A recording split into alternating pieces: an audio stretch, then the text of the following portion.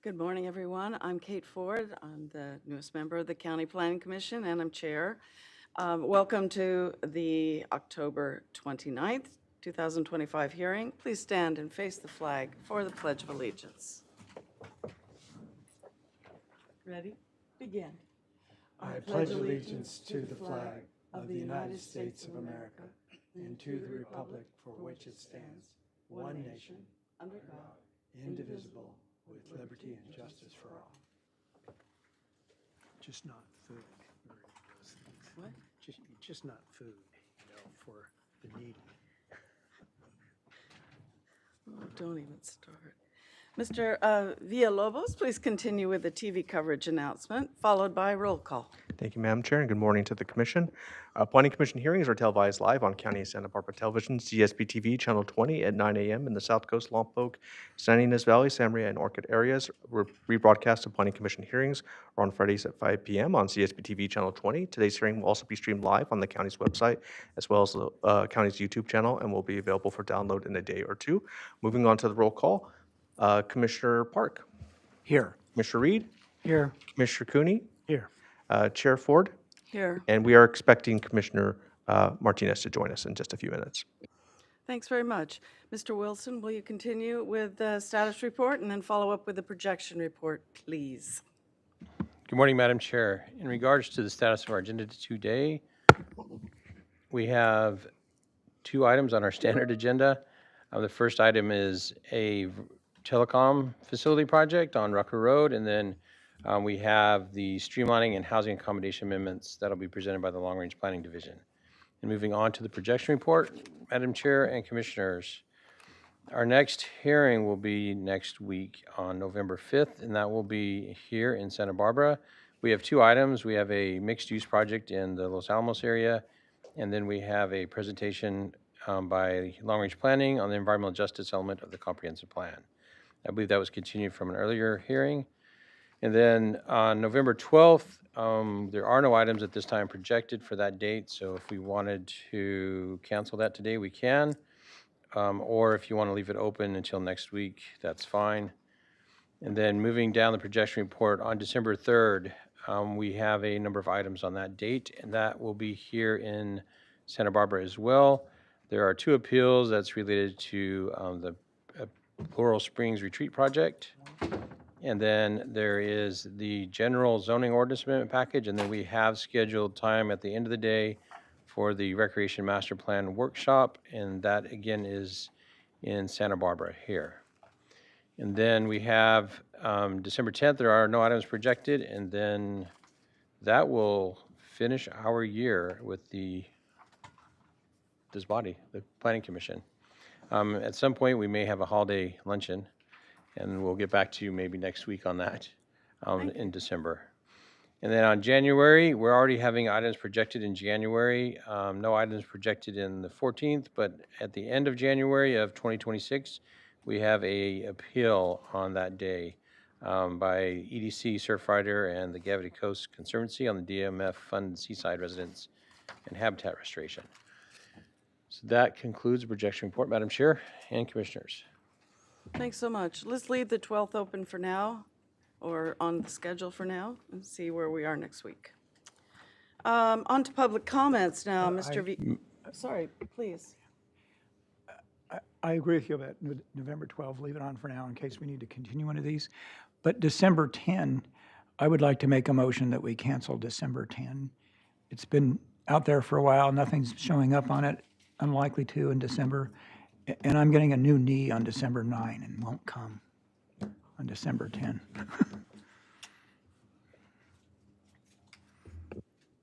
Do I hear a second? I'll second.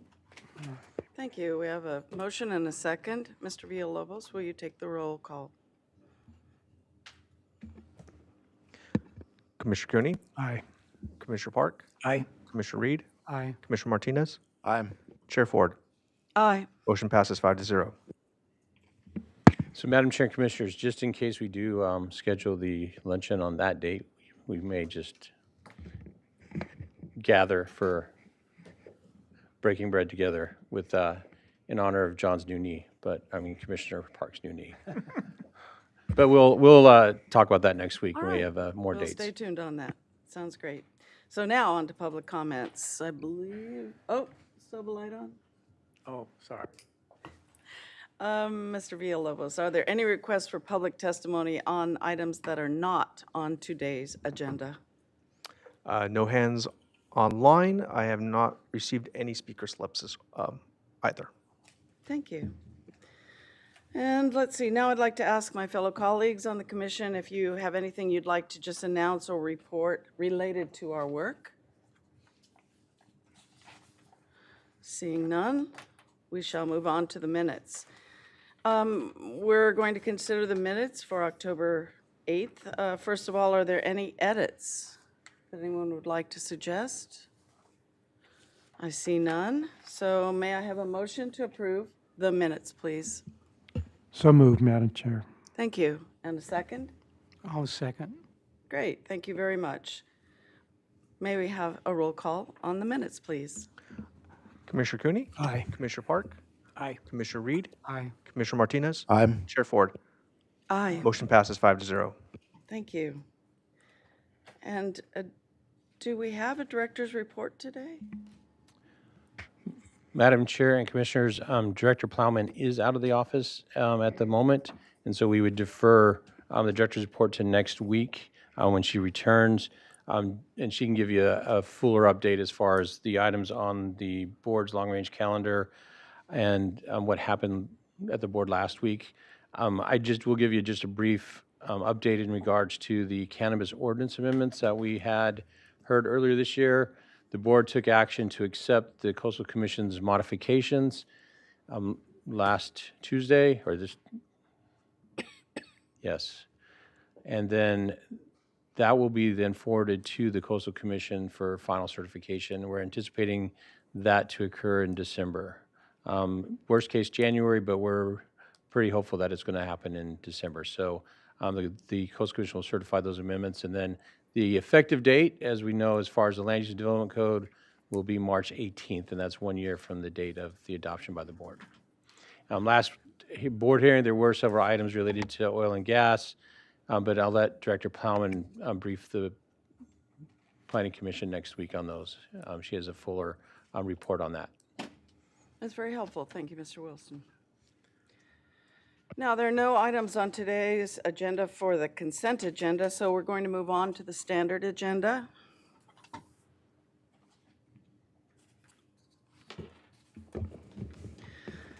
And let's see. Would you like me to read that into the record? Yes, please. All right. You read my mind. The following is a hearing on the request of Verizon Wireless to consider case number 23 CUP 26 and to determine the project is exempt from CEQA pursuant to state CEQA guideline sections 15303 and 15304. Thank you. Now, may I first ask for any ex parte reports from my colleagues on the commission? Seeing none, let's continue with the staff presentation on the request from Verizon Wireless.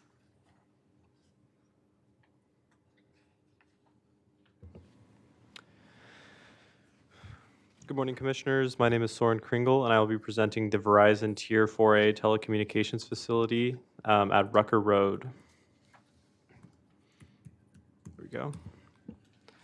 So the project is located on a 44.4-acre agricultural parcel located northeast of the city of Lompoc. The project site is a relatively flat section of land that is currently used for agricultural staging and equipment storage. The subject parcel is zoned Ag 2 with a minimum parcel size requirement of 40 acres. It is surrounded to the east, west, and south by identically zoned Ag parcels, and to the north by parcel zoned 3E1. The project is before the Planning Commission today because of its proximity to those residentially zoned parcels to the north. The proposed project is a request for a new unmanned Verizon telecommunications facility within a 900 square foot lease area. The facility will be 50 feet in height and will be disguised as a water tower. In addition to the water tower, ground level support equipment is proposed behind a chain link fence with privacy slats. The proposed lease area is located on a previously graded portion of the property that sits approximately 20 feet below the grade of the existing roadways. The only grading proposed as part of the project is trenching for underground utility lines across Parisima Road and Rucker Road. Here is a zoomed-in look at the 900 square foot lease area that shows the location of the technician parking and the equipment cabinets and the backup generator.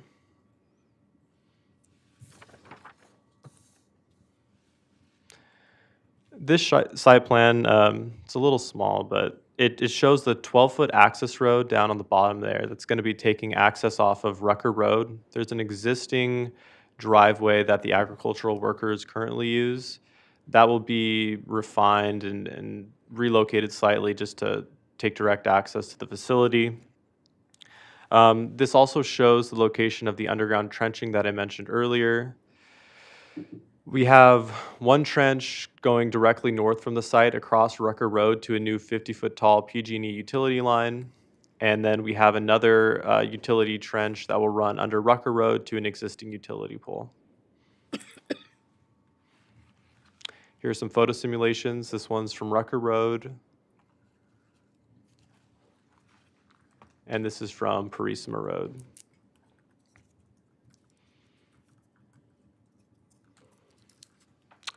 The applicant provided justification for the need of the new tower, citing a need for an increase in coverage, cell coverage in the region. The applicant also looked at 4 other alternative sites before determining this current location. The project has been reviewed conceptually by the North Board of Architectural Review and is conditioned to return for preliminary and final approval prior to the issuance of the zoning clearance. The project meets all applicable LUDC and comprehensive plan policies and is also compliant with FCC guidelines.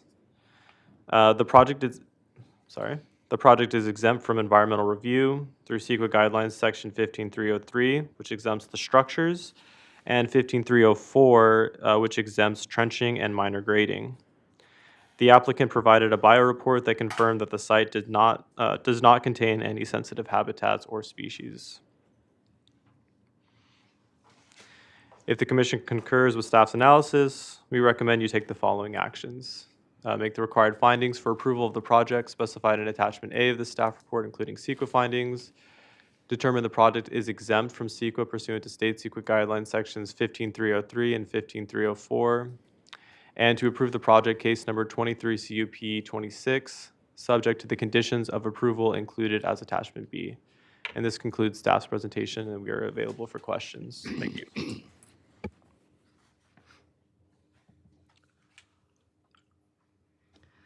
Mr. Villalobos, do we have a public comment at this time?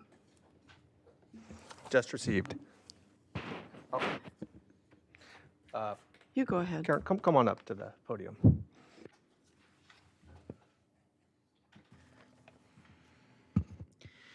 Hello, commissioners. Ran into traffic coming down here. How much time do I have? 3 minutes. 3 minutes, okay. Good morning, commissioners. I am Karen Howenstein from the Lompoc Valley. I was born in Lompoc. I am now Coast Audits on YouTube. I am speaking today on behalf of Joan Neeson, who lives at 1335 Parisima Road, directly north of this proposed Verizon tower site. Joan Neeson has lived in her home since the last century. Her house was built in the 1940s. The historical significance of the property at 1335 Parisima Road includes one of the most traversed corners directly connected to Calle Real in our area, from when the La Parisima Mission was operating as its own town. I am here today to formally oppose this project as proposed. First, there is the wildlife, wetland, and floodplain impacts. which are significant and purposefully being understated in this proposed project by Verizon Corporation. The applicant's own documents admit the currently proposed site is a wetland and is subject to flooding. This particular corner supports seasonal wetland habitat for all sorts of wildlife.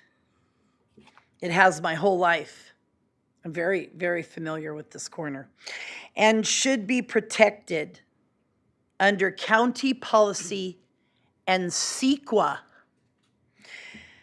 Building a 50-foot structure and electrical facility here would require grading. To perform this to a wetland is both environmentally damaging and legally questionable.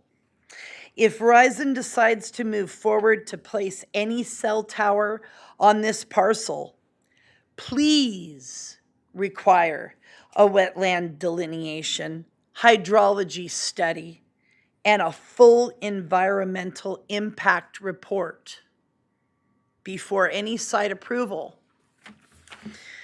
To ignore this request that I am making today would invalidate any legal reason you had in the past to require EIRs.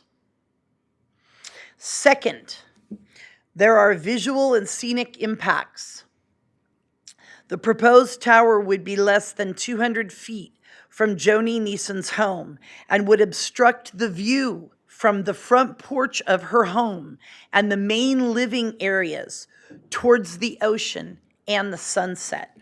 Can I continue?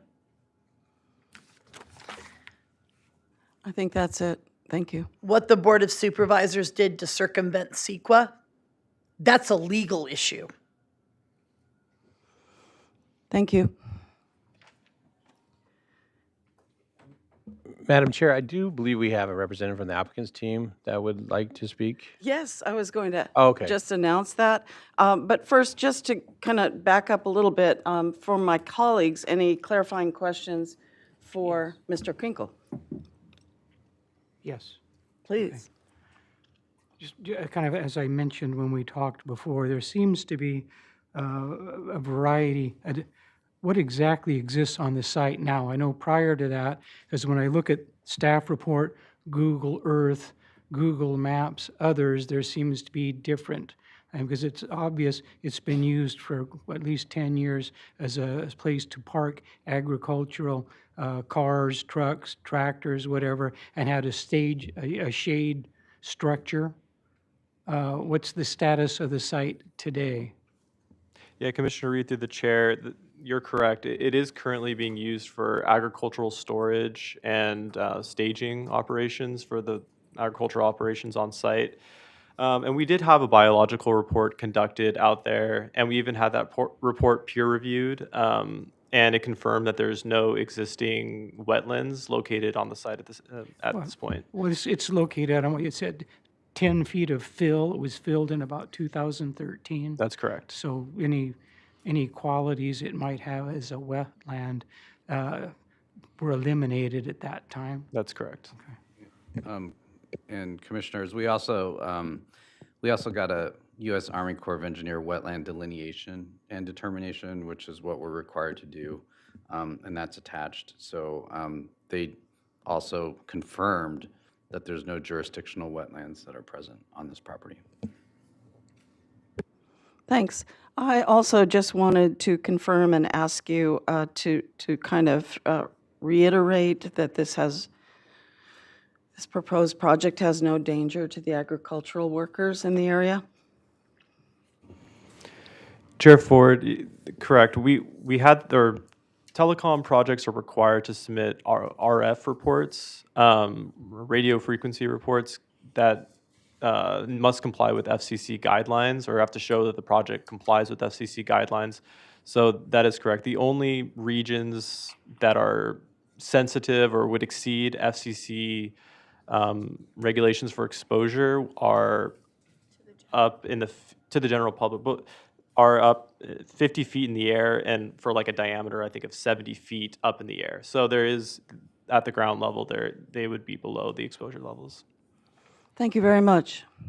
Any other clarifying questions?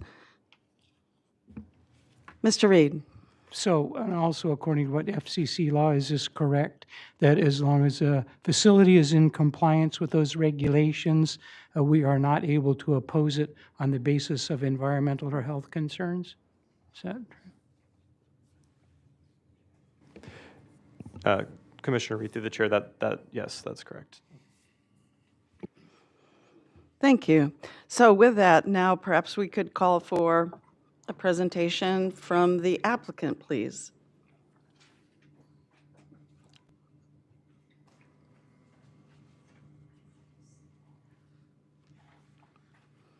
Good morning, Madam Chair, fellow commissioners. I do not have a presentation at this time. My name is Armando Montes. I'm an agent for the applicant, Verizon Wireless. I'm available for any questions you guys may have.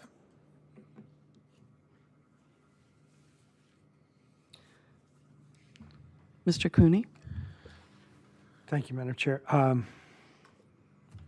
Appreciate your coming, even if you didn't have a formal presentation. Could you give us a general idea of Verizon's goal in terms of placing this tower? Yeah, of course. Just high level, Verizon identified a need down Prisma Road. We see a lot of traffic. I think people coming down the Highway 1 kind of take Prisma Road when there's a lot of traffic going into Lompoc. So they cut across that way. So during traffic hours, we're seeing a lot of drop calls, coverage not working properly. And so we felt the need to put a tower on that corner to service that road and also to service Rucker Road going north.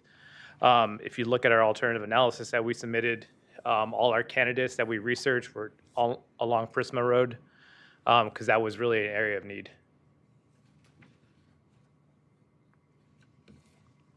I understand. Thank you. Thanks.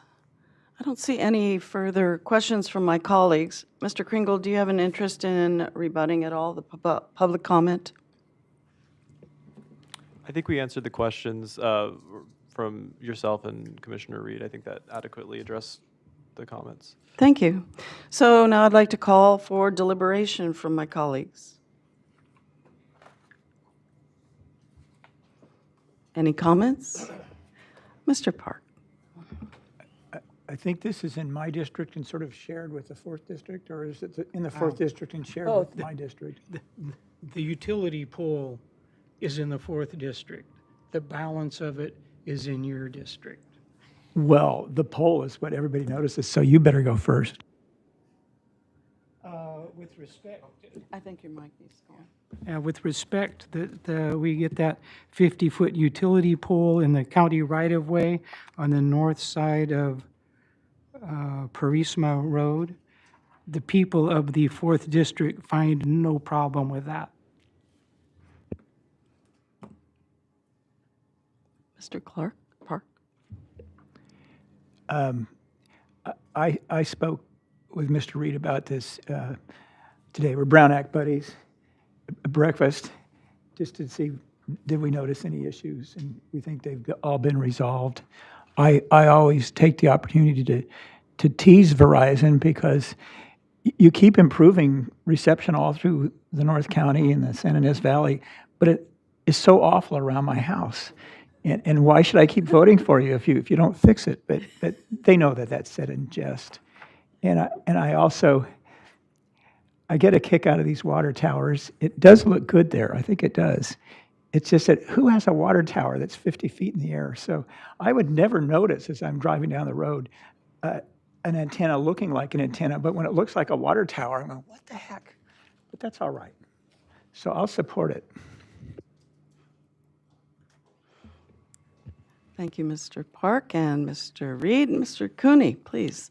Thank you. Thank you, Madam Chair. I just want to add some perspective of the Planning Commission's interaction, not only with Verizon, but other providers over the years, and can remember well standing up for surrounding neighborhoods who were impacted by either the appearance of an out-of-place tower or other ways of concealing them, but many of the tools we could use as a planning commission have been excluded by Congress specifically, thinking about the ability to deny the provider when, even in the face of evidence that the reception is poor, being able to insist on certain changes that would make everybody feel better. And in this case, I really yield to my fellow commissioners who know that area well.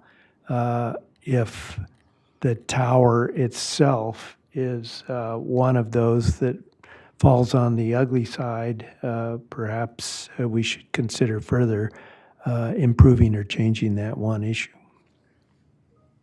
Thanks. Mr. Martinez, please.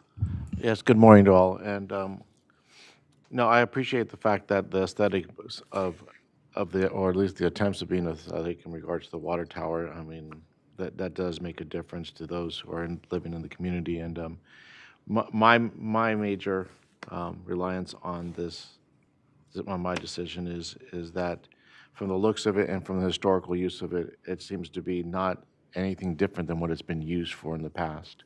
And I do recognize that in the biological resource assessment, it does say that the wetlands map that they were looking at, it may be out of date, okay? It does say that in there, but still I'm looking what's not out of date, which is the use of that corner and what it's been used for as a staging area for agricultural purposes, and it doesn't seem to be interfering with the present use of that property.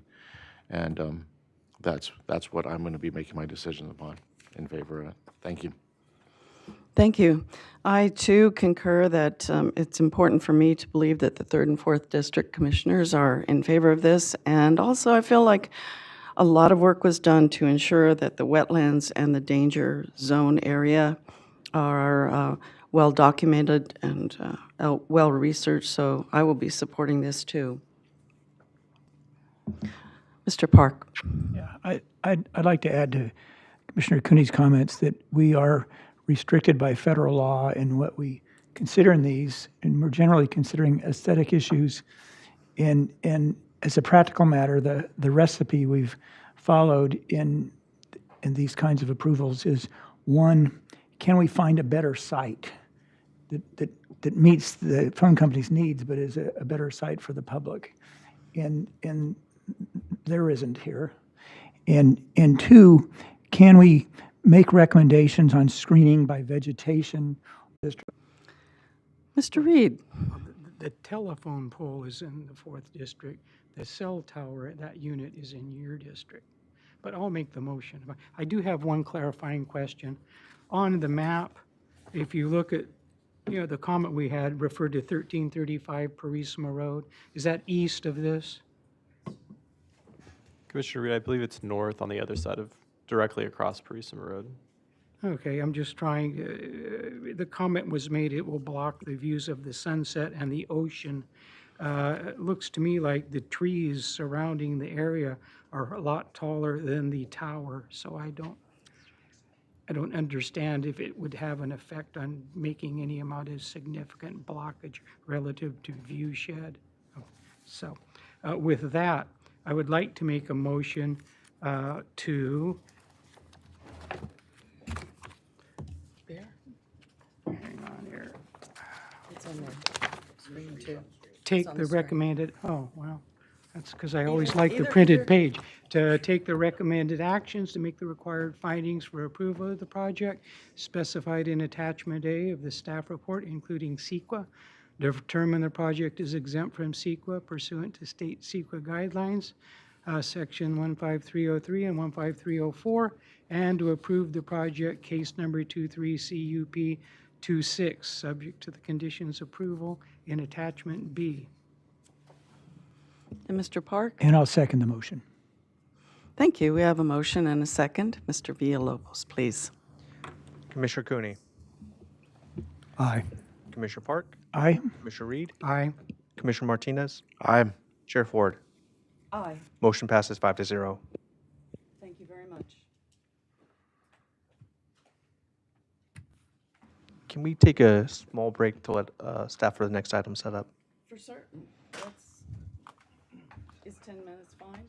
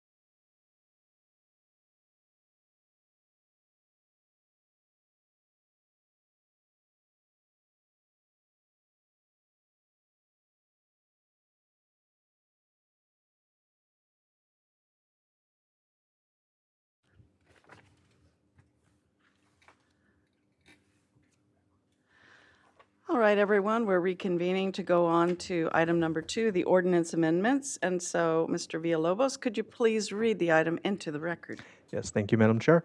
The following is a hearing on the request of the Planning and Development Department to consider case numbers 25 ORD 6 and 7, as well as determine the project is exempt from CEQA pursuant to state CEQA guidelines, sections 15061B3, 15168C, as well as 15265. Thank you. I will say the commission did participate in a workshop on these streamlined sections and amendments on September 24th. So now let's continue with the staff summary presentation, please. Thank you, Madam Chair, members of the commission. My name is Alex Tuttle with Long Range Planning. With me today, we have Ben Singer on my staff and our consultant, Martha Miller, who will be running through the majority of the presentation. As was mentioned, we did hold a public workshop in this hearing room last month where we walked through and provided an overview of what we will be presenting in further detail today.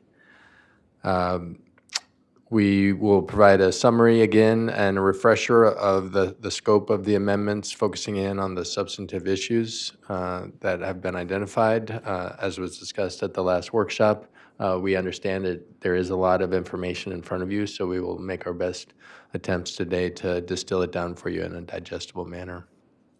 And with that, I will pass it over to Martha Miller. Great. Thank you very much. It's good to be back before you today on the ordinance streamlining and housing accommodation amendments. The amendments consist of 2 main categories of amendments. First, the housing amendments implementing housing element programs to revise development standards to allow achievement of allowed densities and to modernize the multifamily and commercial zone standards. And then process improvement amendments to simplify the permit review process without compromising the outcome, standardizing language, standardizing procedures, and removing redundancies, really overall making the code easier to use and understand. So I'll give a complete summary of the amendments, recapping what was presented at the study session, and then expanding on a couple items in response to what we heard at the study session, some of the questions that were asked. So first, describing the amendments related to housing accommodation. Again, these are amendments to implement housing element programs and revise development standards to enable development of or achievement of those allowed densities and modernize the standards. So they include amendments to a number of district development regulations, and I'll go through a summary of each one.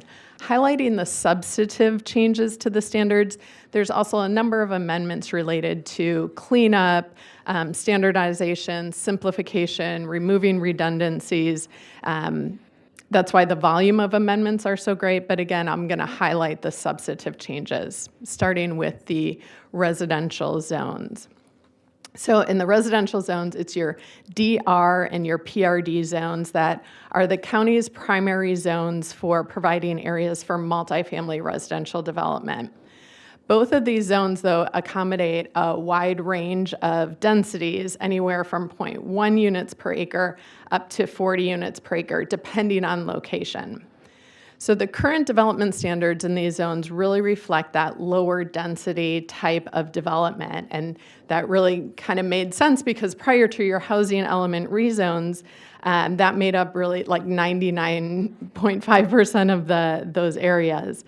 However, with the rezoning of the properties with increased density allowances of up to 40 units per acre in some cases, the standards don't really match that type of development and can be a barrier to achieving those densities. So overall, the amendments, again, simplify and standardize language. They also essentially create kind of 2 sets of standards that apply based on density. So standards for areas that allow densities of less than 20 units per acre, which is more of a detached kind of product type, and those that apply to areas that allow densities of 20 units per acre or more. So for the areas that have an allowed density of less than 20 units per acre, the standards remain largely the same, and we carry those forward. For areas with the higher allowed densities, so the allowed densities of 20 units per acre or more, there's some refinements to the required front setback, reducing that from a 20-foot requirement to a 10-foot minimum requirement, and the allowable height is increased from 35 feet to 45 feet to give more room for development to accommodate that additional density and to allow for some flexibility. Overall, the 30% site coverage limit that you have now is proposed to be removed, again, to enable that allowed density. And really, that standard is somewhat redundant in that by a collective of standards such as required setbacks, open space, parking, those all serve to limit site coverage.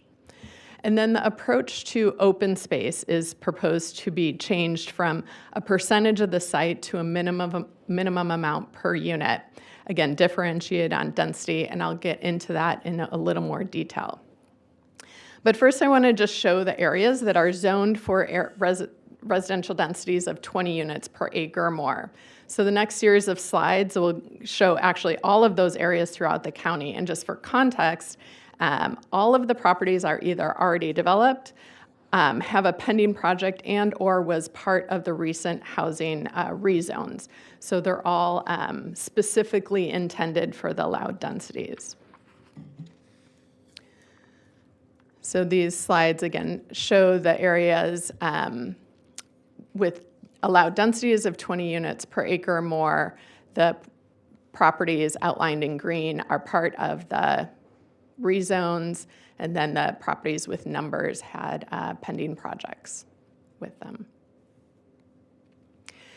So just to give kind of an idea of maybe a comparable zone. So we talked about for those areas that zone for densities 20 units per acre or more, the required front setback is proposed to be reduced to 10 feet, and the allowable height is proposed to be increased to 45 feet.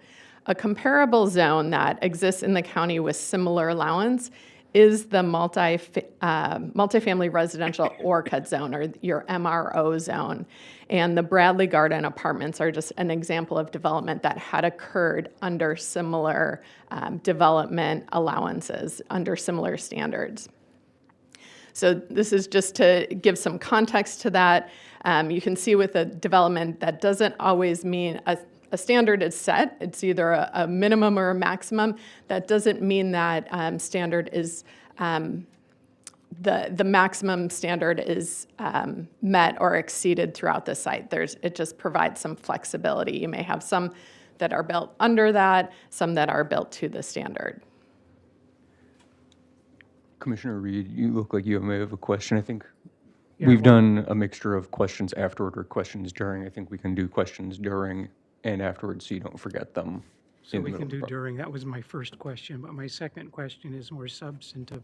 I noticed in the table, maximum site coverage was formerly 30%. Now it says no limit. Oops. And then application of other standards limit coverage. Okay, we have that one. Then below it says minimum open space. It says minimum 25% must be common. Is that of open space or of the site? Which would mean 75% would be okay for development, or just what's all that mean, and what other standards will limit coverage? What does that look like in the real world? Commissioner Reed, through the chair, so that minimum 25% must be common is about open space, so the area required for open space, a minimum of that, 25% of that must be common open space if it's one of the higher density zoned. And then, like was mentioned, some of the other standards, parking standards, so how much parking are required to have, setbacks, if there are any biological requirements that we'll get into some illustrations of, those all kind of contribute to limiting the site coverage. So the intent behind removing site coverage is if you're saying there's a set limit on site coverage, but you have all of these other standards that also can't be constructed upon, it's a little bit redundant. You can just have, we're setting these requirements for area that can't be constructed on because of they have to be open space or parking, and then you don't need the site coverage requirement because everything else is available for development. Okay, and as you said, the Bradley Garden apartments, they would represent standard that would reflect these new guidelines?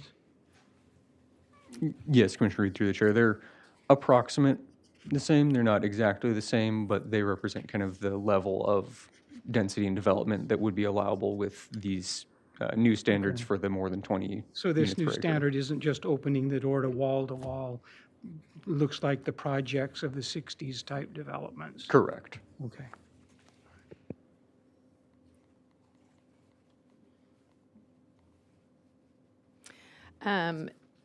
So back to the open space standard, and currently 40% of the site is required to be open space, which again is one reflective of lower density development pattern. It's also somewhat of an outdated approach that really groups multiple objectives, amenity space, environmental resource protection, aesthetic concerns, compatibility, all into one standard that really isn't particularly successful at fulfilling any one of them. So the approach is to amend it to simplify the standard, focus this requirement on the provision of amenity space, as there's other standards, rules, regulations in place that address environmental protection, that address landscaping, that address buffering and setbacks.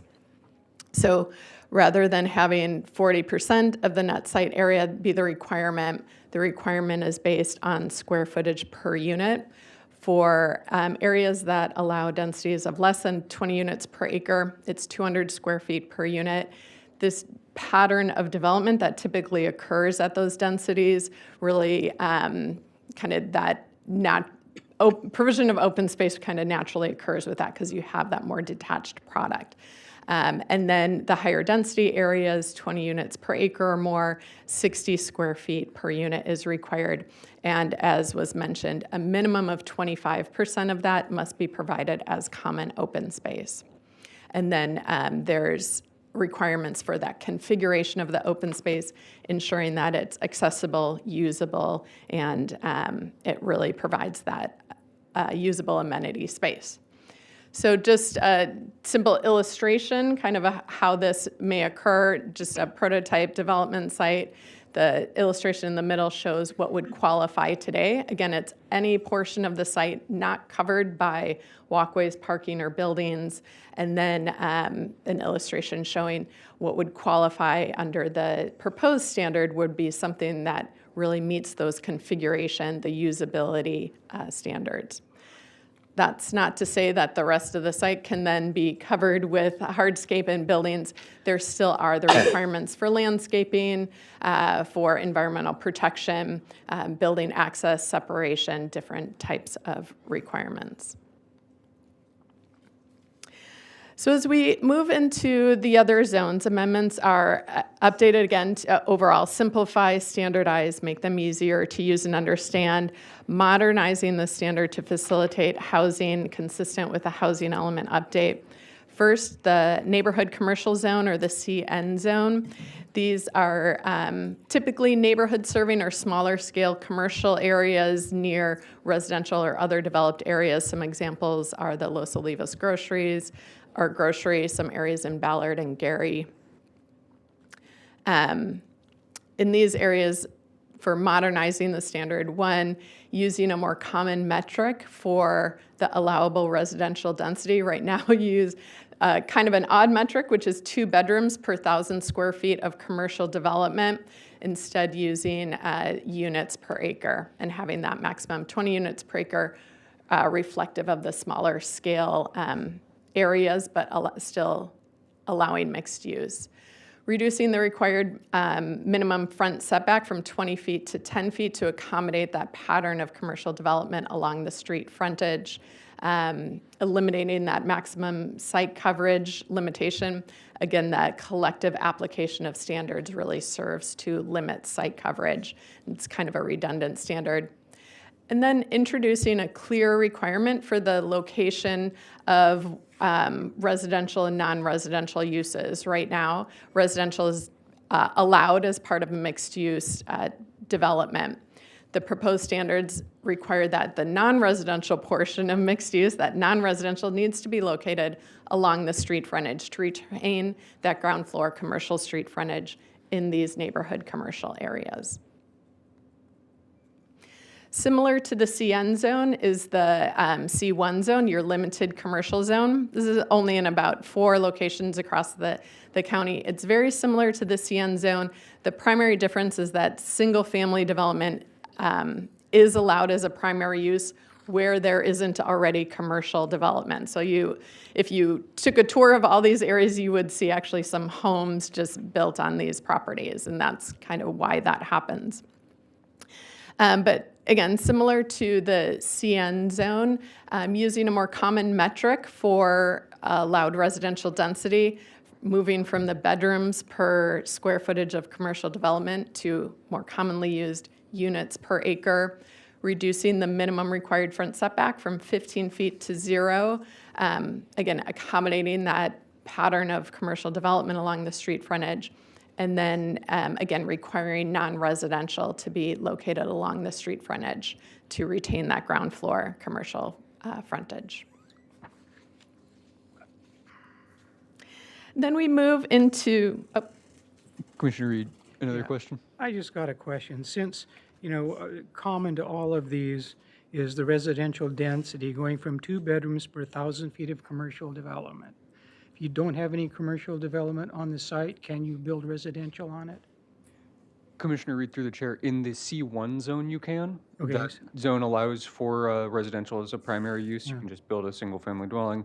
In the other ones without commercial development, you cannot. Okay, then just another question. Right now, 2 bedrooms per 1,000 square feet, proposed is 20 units per acre. What's a unit? Is that an apartment or bedroom? Apartments with varying numbers of bedrooms? What's that really mean? Commissioner Reed, through the chair, that would be an apartment, part of a duplex, something like that. A unit, it could be studio, 1 bedroom, 2 bedroom, 3 bedroom, kind So of it could however you be may. 20 bedrooms or 60 bedrooms, we don't know. For the 20 units per acre, Yeah. correct. That could translate into kind of a undescribed amount of bedrooms, Okay. just basing it more on units, which is a more common measurement tool to measure residential. Because if you're measuring in bedrooms, if you want to build a studio, 3 studios, how many bedrooms is 3 studios? Right. Versus 1 bedroom's 2, it gets a little bit more complicated. I'm just looking at that measure in terms of predictive as the amount of new residents that would create on a potential site. So thank you. So the C2 zone is kind of the next level of commercial zone, typically more community-scale commercial centers and properties. Examples include Magnolia and Turnpike Shopping Centers, Eastern Goleta Valley, some commercial areas along Clark Avenue and Orcutt, certain properties along 166 in New Cuyama. Again, standards to simplify and standardize the language. Again, using that more common metric for residential density, this has proposed allowed density of 30 units per acre, kind of reflecting that larger scale, typically larger scale of the properties here. There's currently a limitation on residential development. Currently, it's about, there needs to be, residential uses may not exceed 50% of the total gross floor area. The amendments include a proposal to allow residential units to consist of up to 75% of that total gross floor area. And that's intended to provide flexibility for mixed-use development, still retaining the commercial nature of the area. Also, for the maximum height, increasing it from 35 to 45 feet for mixed-use development located more than 50 feet from a lower density residential zone. Otherwise, the height would stay at 35. And that's, again, to accommodate mixed-use development. And just for pure illustration sake, we put together some a couple graphics showing what hypothetical redevelopment of commercial center, introducing commercial uses into it, may look like or could consist of. This is purely illustration purposes. It doesn't represent anything that is proposed or contemplated, but just for sake of discussion. So scenario 1 shows 3 floors of residential that would be within the 35-foot height limit, replacing existing commercial on the back of the site. Once it moves into that higher, adding the 4th story or going up to 45 feet, it's hard to see on the scale, but that's moved further away from the residential that's adjoining the property. And then if there were to be some podium to get a higher density, introducing podium parking and commercial development on top, or residential development on top of commercial. Again, hypothetical, just illustration, purely an example of how residential development may be accommodated at the rear of a site with some redevelopment of a C2 property. Yes, sir. Mr. Singer, I have another question. I don't want to sound like all the people we get complaining about developments at our hearings, but you know, I think people in our 4th district, particularly Orchid area, we've been more than receptive during the housing eminent and others to incorporating new development, new housing, doing the zoning for densities. I'm looking at the C2, and I'm looking at the 2 specific properties on Clark and Bradley, the 2 different shopping centers there. I'm looking at increasing the coverage and the density. And then I'm looking, you have a great example you picked, Magnolia Shopping Center in eastern Goleta Valley, where you put that really attractive looking building at the back of the lot, because the back of the lot is vacant. Nice fit, nice project. You look at the 2 shopping centers on Clark Avenue, and they're built in that mid-century modern style from the 60s, where the commercial is at the back of the lot. So then you want to build this new residential, the higher density, you're faced with putting it perhaps in the front of the lot. Eliminating parking, shielding the commercial, which has a very limited footprint in that particular area. So I would see some potential difficulties with that. My question is, how much public outreach has been conducted with respect to these potential changes in the Orchid area? And is there going to be any plans for additional public outreach to invite comment from the public prior to the time this appears before the Board of Supervisors? Because, you know, most people, my bet is there will be, when people notice that, some comment. And I'd like to make sure that people don't have the feeling they have been overlooked. So if you can remember what I asked, I can restate it in a more simple manner. But what about the outreach? What about the potential impacts, considering the kind of unique footprints of these 2 centers? Madam Chair, Commissioner Reed.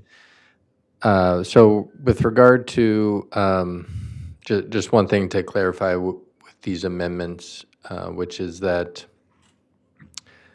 we're just really setting the table as far as what's possible. It doesn't dictate what individual sites would or could do per se.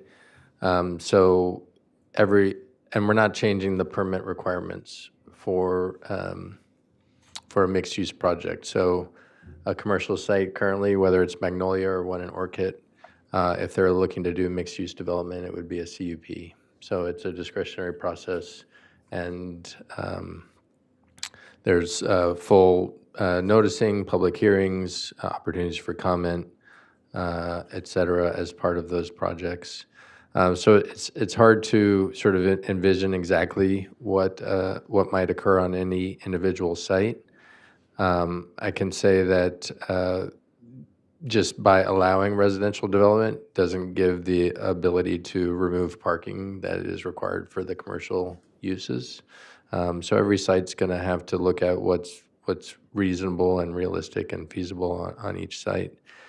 Now, with regard to public outreach, that was the primary focus in part of the public workshop we held last month. It was widely noticed. We did email blasts, we noticed in the newspaper, we did various website updates.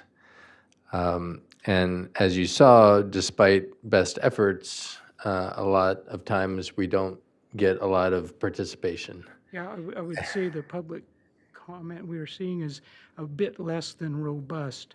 And that's difficult, right? Which is something we can't control. We can, regarding public outreach, you can make your best efforts at getting the word out, but we can't dictate, whether people take advantage of that and come and speak or make comments at a public hearing.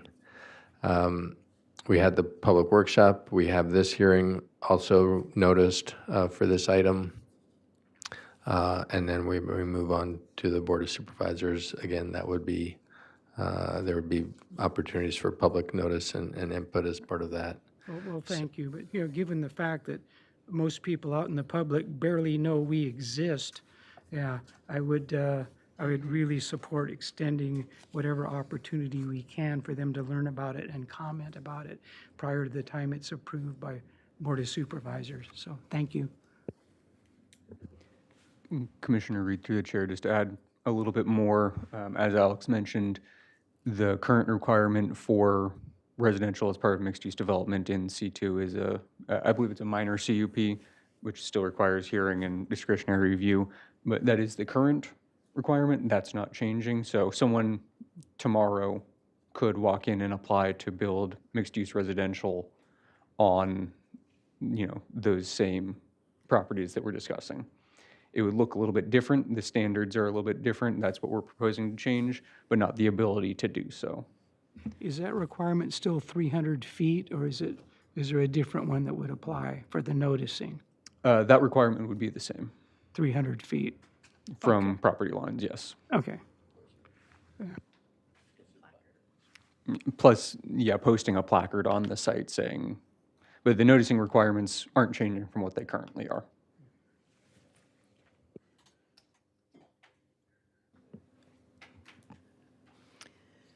Okay, moving to C3, or the general commercial zone. Again, another kind of step up in commercial zone, a little more regional serving or heavier commercial and service type uses are typical. For this residential density that, again, is currently allowed, a little different translation, still using a more common metric, but the proposed is 1 unit per 1,000 square feet of commercial development. And then similar with the professional institution zones, these are typically educational or institutional governmental type facilities. Simplifying, standardizing the language. Again, you have a current allowance for residential density that's an odd metric, translating that into a more common one of using 1 unit per 1,000 square feet of commercial development. The Community Mixed Use Los Alamos Zone, or CMLA zone, this is only occurs in one area. It's the Bell Street corridor. A lot of simplification and standardizing of these standards, the presentation of them, the organization of them. Again, this has your odd residential density allowance, translating that, again, from the 2 bedrooms per 1,000 square feet to 20 units per acre, using that common metric. Yes, Commissioner, and feel free to jump in when you have a question. I don't Yes, think we need to. Same sort of comments about public noticing and public outreach with respect to Los Alamos, because I know there's been a great deal of work done on Bell Street, that whole corridor among residents, and also that every time a housing development has been proposed in Los Alamos lately, there have been a robust number of comments from the public. So I would certainly want to make certain they get the opportunity to view this and comment. Thank you. That wasn't really a question, was it? No, it wasn't, Mr. Reed. And similar with the other zones, the residential allowance exists today. so it's using a different metric for the calculation of it, but the review process is not changing. For the mixed use or the MU zone, this also just occurs in one location. It's along State Street, west of the city of Santa Barbara, where 154 and 101 meet. This has a lot of standardization, simplification, removing redundancies and obsolete standards. And then there's a number of amendments related to modernizing the standards, in some cases introducing measurable criteria to standards that are in there and some objective criteria, including the allowed residential density here, which currently is just as determined by the Planning Commission, establishing a measurable criteria of that, 40 units per acre, maximum height, increasing the maximum allowed height from 35 feet to 45 feet to accommodate the planned densities, refining the required building location requirement. Currently, it's within, buildings are required to be located within 10 feet of the property line. This is really amending that language to focus on where building location is important at the street frontage. So establishing that measurable criteria. Revising the approach to required open space. Right now, it's just a common open space plus a certain amount per dwelling unit floor area, using that standard metric that we introduced in the DR and PRD zones of 60 square feet per unit. And a minimum of 25 must be common. Also, clarifying the requirement for building frontages along State Street, again, focusing that non-residential development, that active area along the street frontage, and having measurable criteria for that ensures viable commercial space to be provided. And then finally, limitation on ground floor residential uses. Right now, there is ground floor residential uses were only allowed under certain circumstances that really took into account the total gross square footage, which was a kind of an odd metric and difficult to apply. So just focusing on the ground floor, residential uses are allowed limited to 50% of that, allowing that flexibility, but again, retaining the commercial uses along the ground floor. As we get into Old Town Orcutt, so this has both a base zone and some overlay zones that apply in Old Town. So some of the cleanup is really making those two sets of standards work together. There are some redundancies and some confusion between the two of those. So simplifying those, standardizing them, also removing standards that were applicable to densities that were not allowed in the zone. So cleaning that up, and then modernizing the standards, actually getting rid of the minimum open space requirement based on the small lot development pattern that exists there and the allowed density. You're really gonna, only 1 to maybe 3 units, dwelling units would be possible. So that metric reflected a more of a multi-family, higher density area than with this small lot development pattern that exists would be able to be achieved. Also, the maximum site coverage limit, removing that, again, that application of all the other standards really serve to limit lot coverage and retain that established development pattern that exists. Finally, the MU Santa Ynez Valley overlay zone. This is an overlay zone that's just applicable to the C1 and C2 properties in the Santa Ynez Community Plan. Really clarifying primarily some language regarding allowable parking reduction that as written could lead to some different interpretations, so just clarifying that, modernizing the standards, limiting residential uses. Right now, it's a percentage of gross floor area where the intent is to really maintain the commercial district nature of the district. So having dwelling units are only permitted on upper stories, again, to retain that ground floor commercial street frontage.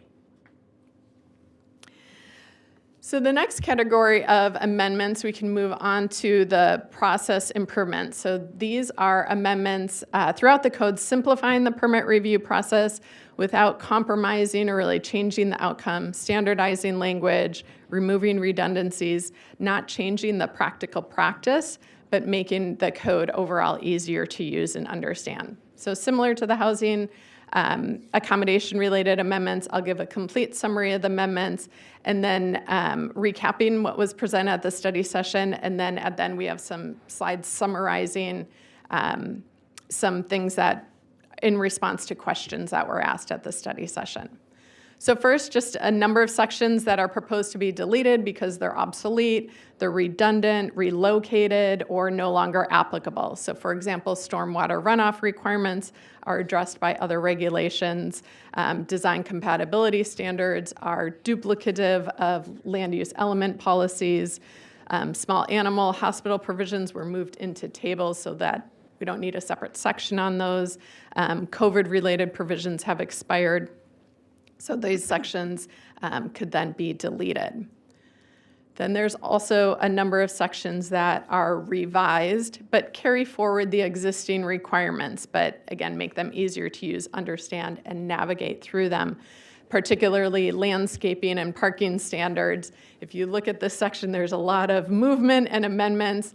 It's really clarifying applicability, deleting redundancies, reorganizing to improve functionality, and consolidating where possible. Same with home occupations, but these also incorporate the recent LUDC amendments into the coastal zone ordinance, also clarifying that home occupations may be operated within any enclosed primary or accessory structures. There's also other miscellaneous text edits throughout the code with that same intent. One example is right now for setbacks in many districts, you have two ways of measuring them. There's a setback requirement from center line of the street, and there's a setback requirement from the property line. So everybody has to go through both exercises to figure out which one would apply, whereas the vast majority of the time it's from the property line that is the metric that applies. So rather than making this extra effort and introducing that question to it, just again simplifying that and just making it straight from the property line.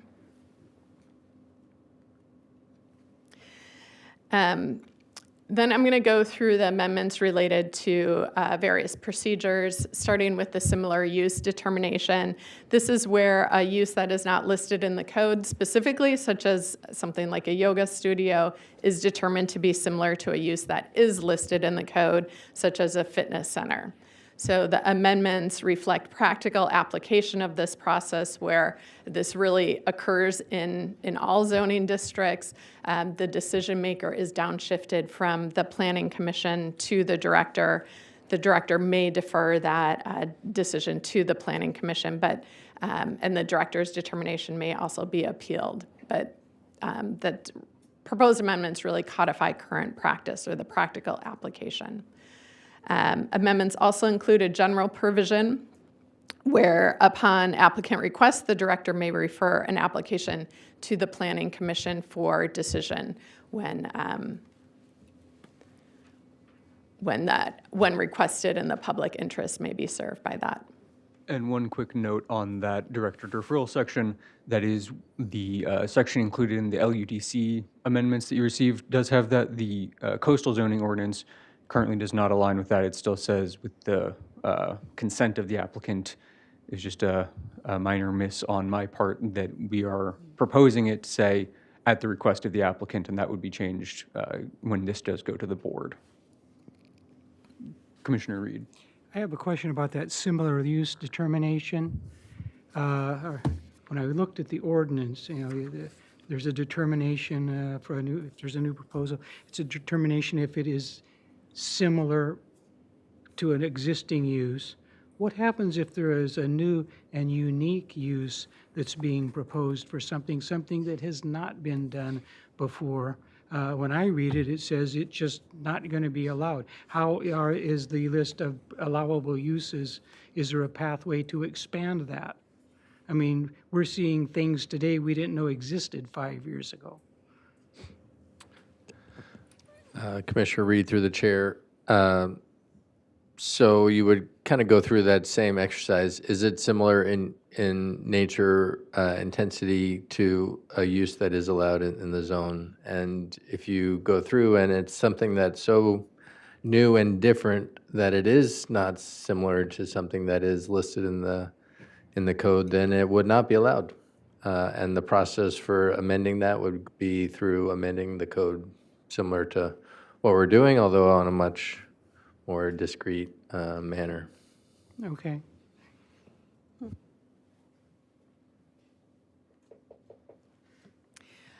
For minor conditional use permits, incorporating an option for the director to waive a public hearing if after public notice a hearing is not requested, and that's similar to an option that exists for coastal development permits and modifications.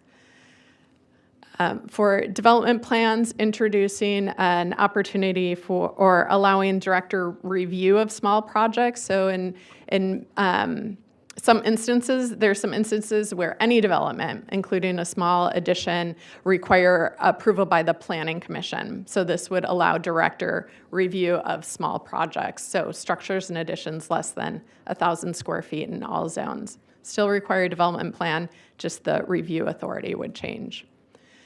Also, streamlining the process, consolidating your provisions right now for preliminary and final development plan. These are typically processed together anyway. Would not be a noticeable change because in practice that's what happens, but your code is still written like they're two separate processes or two connected processes. For land use permits and zoning clearances, both of these ensure that development conforms with applicable standards and conditions of approval. Land use permits require public notice. Currently, there's many areas throughout the code that state that after a development plan or a conditional use permit, a zoning clearance or a land use permit is required, but if you go through that exercise, it really comes down to that the zoning clearance is required. So we're clarifying that the zoning clearance is that follow-on to the development plan or conditional use permit approval. For modifications, modifications are a process to allow consideration of certain limited modifications that are detailed in the code. They're modifications to certain district standards, and they're only applicable for projects that don't otherwise require a conditional use permit or development plan review.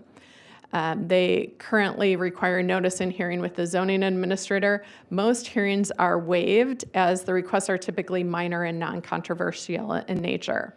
So the proposal is to downshift that decision maker from the zoning administrator to the director. Again, as most of the requests are minor, non-controversial, they'd be processed concurrently with the land use permit or the CDP to improve efficiency. With this modification, the current provisions for variable setbacks then are proposed to be deleted because now that process that is unique to enable the director to approve these variable setbacks is no longer necessary because the modifications now have that same review authority. So we're just able to clean up that kind of unique process that was introduced to allow director review. For variances, the amendments just really establish or clarify that unless a conditional use permit or development plan approval is required, the variance is processed concurrently with the land use permit or coastal development permit, just to reduce processing time, eliminate that unnecessary two-step process. It's one project, have them decided upon together. For design review, there's a new exception proposed for detached accessory structures less than 500 square feet located behind another building or on the rear half of the lot. Also clarifying language for conceptual review, the requirement and the timing of hearings, and revising the appeal process. So currently, a single project can be appealed through kind of two redundant processes, both for the development application and then through design review. This as proposed, the amendments eliminate the appeal on the follow-up design review approval where the associated development application was already approved. For coastal development permits, currently, and this is unique to your county, coastal development permits are appealable even when the permit is for non-appealable development. So as proposed, there's a new process introduced whereby coastal development permits it's a ministerial process for coastal development permits that are for non-appealable development. So this would apply for accessory dwelling units, ground-mounted solar installations, certain by-right housing projects, all these outside of the Coastal Commission's appeals jurisdiction. And often these are things that typically the state has, in fact, said that these projects need to be approved through a ministerial process. Also with coastal development permits, standardizing expiration dates and time extensions of coastal development permits and the associated applications so that a coastal development permit processed concurrently with a CUP or development plan expires on the same date. Again, permits for the same project running concurrently. And then eliminating a redundant requirement for a zoning clearance or a land use permit where a coastal development permit is issued by the county. That coastal development permit really serves that same purpose, so those were redundant. For development agreements, just replicating the existing LUDC provisions in the coastal zone ordinance to make it clear that they are applicable in the coastal zone. For permit expirations and time extensions, so currently approvals have varied expiration dates. Depending on the approval, it can be from 1 to 5 years, and it's not uncommon to have varied expiration dates for permits all related to a single project. So as proposed, establishing a standard 4-year standard expiration date for planning permits, reflective of current development context. Alternative time limits can be part of the permit approval. So that could still happen. Right now, time extensions are routinely granted. Sometimes they require planning commission approval. The proposed amendments are to enable the director to grant a one-time extension of 2 years without public notice. Again, all permits then would have that standard, time allowance, so they can run concurrently. For noticing, we're just consolidating wherever possible, standardizing noticing requirements for various permits and approval. Right now, your notice provisions kind of list the provisions for every permit or approval type, but they all, in many cases, say the same thing, so we consolidated them and standardized the language. For changes to approved permits, so these are changes after a project or a permit is approved or there's an approval. A number of kind of changes just to consolidate and kind of bring these up to date. One, specifying procedures for consideration of minor changes to design review. Establishing zoning clearances as the follow-up permit to substantial conformity determinations. Those are determinations that a proposed revision is in substantial conformance with what was approved. So the zoning clearance would be the follow-up rather than the land use permit.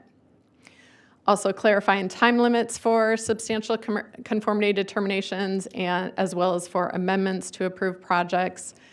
Revising the required findings for amendments to address conformance with applicable plans and consistency with environmental effects of the original approval rather than making the original findings or determining that the original findings are still applicable. Consolidating. Oh. I'd like to ask a question about this slide, if this is a good time. I'm trying to think about, well, what's the difference of having a zoning clearance over land use permit? And the main one I can think of is land use permits are appealable and zoning clearances are not. So is that an intention here, and does everyone understand that that's happening? Commissioner Park through the chair. Yes, that is the main difference. Land use permits are appealable and are noticed. Zoning clearances are not noticed and are not appealable. And that is an intentional change. And again, the reason behind that or thinking behind that is that substantial conformity determinations are generally for projects where you're making a determination that it's substantially conforms to a prior approval. So not subjecting, these are generally minor changes, so not subjecting that change to a full public process of notice and a potential appeal that just adds expense and delay. So this slide, and it kind of makes sense because it's mainly talking about substantial conformity determinations, it's saying only when you have a substantial conformity determination do you limit this appeal by not having an LUP, but having it done by zoning clearance. But there may be some major modification to approval of a project that would still require an LUP, and the public could still weigh in with appeals? Commissioner Park through the chair. So if the project didn't meet the criteria for a substantial conformity determination, then it would be processed as either an amendment, which is still publicly noticed and appealable, or if it doesn't meet the criteria for an amendment, then it's processed, not to create confusion, but it's processed as like an uppercase revision, R revision, which is essentially like a brand new permit, processed like a brand new permit. Good. Well, that clarifies it for me, and I think it's important the public realizes that we're not And pulling the plug on appeals when somebody makes a major change to a project. yeah, and we are, we'll have a couple of slides later on or towards the end that really focus in on where we are changing that review authority, because I know that was one of the questions that came up at the public workshop.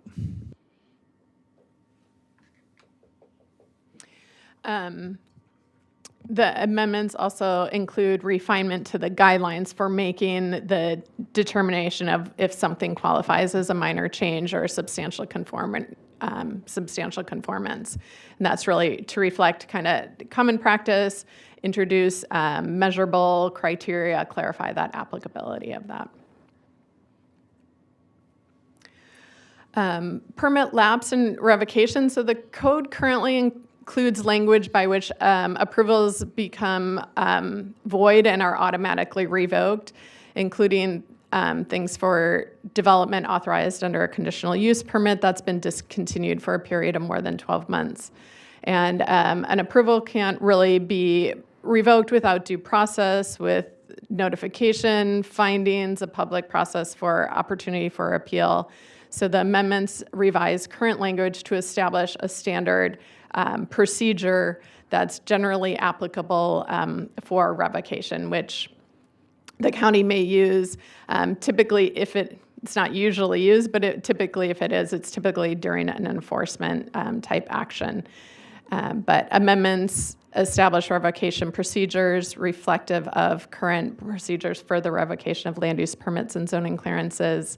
The director would be the review authority for revocations unless an appeal is filed or that decision gets deferred to the Planning Commission or Board of Supervisors. So at the study session, we were asked, can a summary of the proposed changes to review authority, because that's an important consideration or something to be highlighted that may have gotten lost in all that information. So this table will summarize that. First, as we discuss similar use determinations, again, used when a proposed use is not specifically listed in the code. This is right now, the Planning Commission is the identified review authority. As proposed, the director would be review authority with an ability to appeal to the Planning Commission, again, reflective of practical application. Development plan approval. The Planning Commission is the review authority for any development in certain zones and development over a certain threshold in all zones, as proposed, allowing director review and approval of small structures and additions less than 1,000 square feet. Modifications, again, these are limited modifications to certain zone district standards for projects that don't otherwise get a CUP or development plan. Currently, it's the zoning administrator that would downshift to the director. Most hearings are typically waived, as the requests are typically minor and non-controversial. Time extensions for permits approval and approvals. So this currently is the review authority who approved the permit. With amendments, this is downshifted to the director as time extensions are routinely granted. And then finally, revocation of permits and approvals. As currently written, that's the review authority who approved the permit. As proposed, it would be the director, appealable to the Planning Commission, and it's to incorporate a standard proceeding for all permits and approvals. The second kind of main question was where are the changes to public input opportunities? So I have a couple of slides to summarize that. Beginning first with the similar use determinations. Currently, there's public notice and Planning Commission hearing required. As proposed, it would be a director determination. There's public notice of the associated permit. And public notice and Planning Commission hearing of the determination if that were to be appealed. For minor conditional use permits, currently there's public notice and a zoning administrator hearing. As proposed, there would still be public notice, but only hearing if one is requested. For development plans, in certain select zones, Planning Commission hearing for any development in select zones and development over a certain threshold in all zones. As proposed, it would be director approval without a hearing for small structures. There's public notice of the pending action. So there's still public notice with that development plan, and it's still appealable. For modifications, currently there's I seem to remember in my reading on the minor conditional use permits. Okay, if someone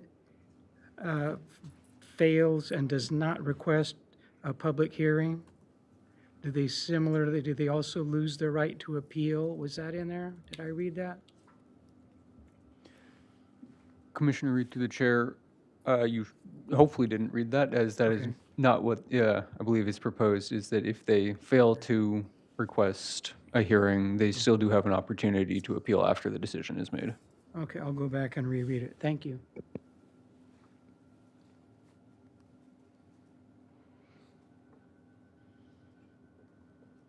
Sorry, I forget where I was. So for modifications, just in case I didn't already say that, currently there's public notice, zoning administrator hearing, unless it's waived, as proposed, director approval without a hearing, again, but public notice of the pending action and it's appealable.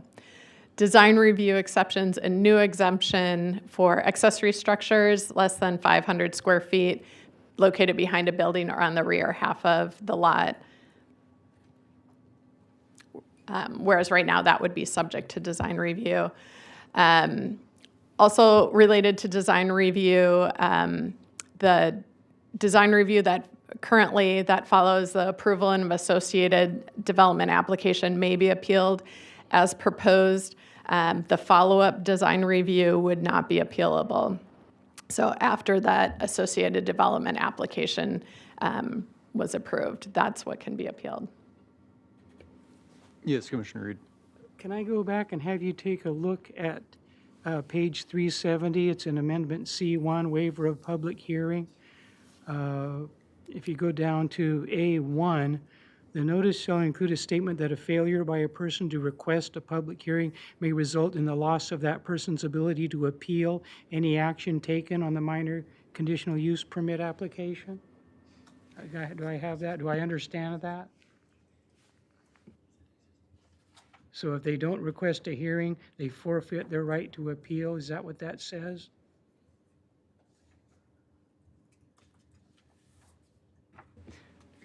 Commissioner Reed. Commissioner Reed, sorry, through the chair, we can certainly take a look at that. I think the use of the word may is somewhat cautionary because someone does have to have standing in order to appeal a project. So failure to request a hearing may be an indication of lacking of standing. It might not be, because maybe they had submitted a comment letter or something and are otherwise engaged in the Yeah, some of in these the things are, process. But yeah. it's So- just sort of a warning.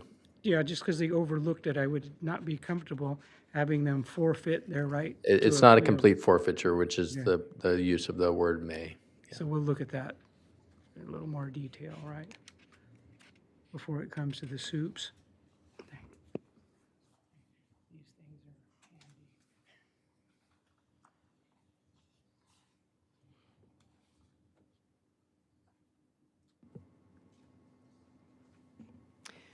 Okay, time extensions are another area where there's changes to public input opportunities where right now the time extension goes to the review authority who approved the project. In some cases, that's the Planning Commission.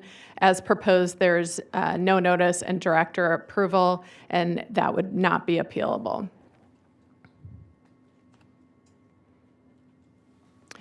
The follow-up permit for conditional use permits and development plans. Currently, again, the follow-up permit is either a land use permit or a zoning clearance.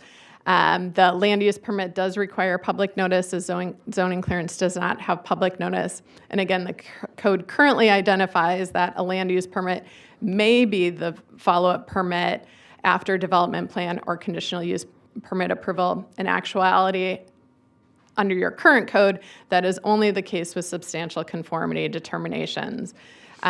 So again, rather than have that question out there, just simply state clearly that the zoning clearance is the follow-up permit after those approvals.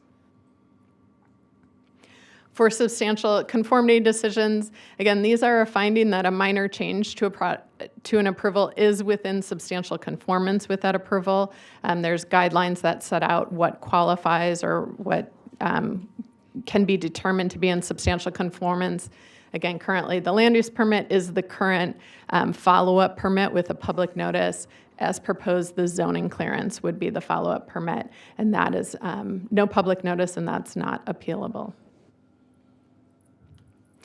And then finally, revocation of permits and approvals. Currently, it would go to the review authority of who approved the permit, so there may be public notice and hearing depending on who that review authority was. As proposed, there would be notice to the permittee, the property owner. It would be a director decision, public notice, and planning commission hearing upon appeal. And that's for a streamlined process for revocations that aren't challenged or there isn't an issue with it. Great. Thank you, Martha, for that in-depth and great summary of everything. Just a few more slides before we can kind of wrap up staff presentation. First is the Montecito Planning Commission did review these amendments 2 weeks ago at their hearing. They were reviewing, of course, amendments to the Montecito Land Use and Development Code, which you are not seeing, as well as the amendments to the Coastal Zoning Ordinance. In the case of the Coastal Zoning Ordinance, they make their recommendation to your commission, which then you recommend to the board. So they recommended approval with these 4 revisions. Those being to remove the proposed provision for accessory structures less than 500 square feet located behind another structure or on the back half of the property to be exempted from design review. So essentially, they wanted to keep the requirement that those receive design review. Second, to allow appeals by applicants of time extensions if they are denied by the director. Third, to allow for an additional time extension to be approved by the Planning Commission, either your commission or theirs, depending on the location, in addition to the proposed time extension of 2 years to be approved by the director. And fourth, to increase the proposed allowance for director review and approval of development plans for structures and additions from 1,000 square feet up to 2,000 square feet.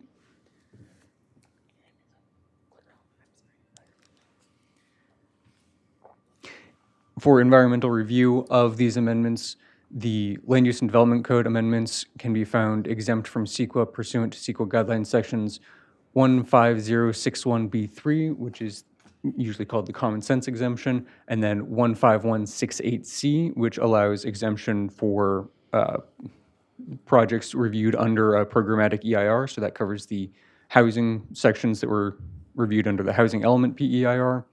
And then the coastal zoning amendments can be found exempt pursuant to sections 15061B3 again, 15168C, and then 15265, which is that preparation of a local coastal plan is an exempt activity. The recommended actions for your commission today are to make the required findings and recommend the board make the findings. Those are attachment A to the staff report. Recommend the board find the ordinance amendments exempt from CEQA, and then adopt a resolution, which was attachment C, recommending that the board approve case numbers 25 ORD 6 and 25 ORD 7. And then, of course, your commission can make any recommended revisions similar to the Montecito Planning Commission's, as well as you should consider their recommended revisions and decide if you want to include those in your recommendation to the board. That concludes staff's presentation, and we are available to answer any questions that the commission may have. Thank you. Thank you. Mr. Park, please continue. Yes, I have two general questions. And the first relates to whatever changes you made between the workshop and where we are today. Each commissioner has a different way of going about things.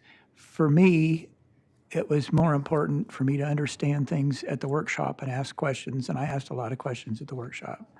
And it strikes me that you followed up with examples in a very clear presentation, but have not made substantive changes to what you presented at the workshop. But I just want to be sure that's the case. Can you tell me whether that's true or not?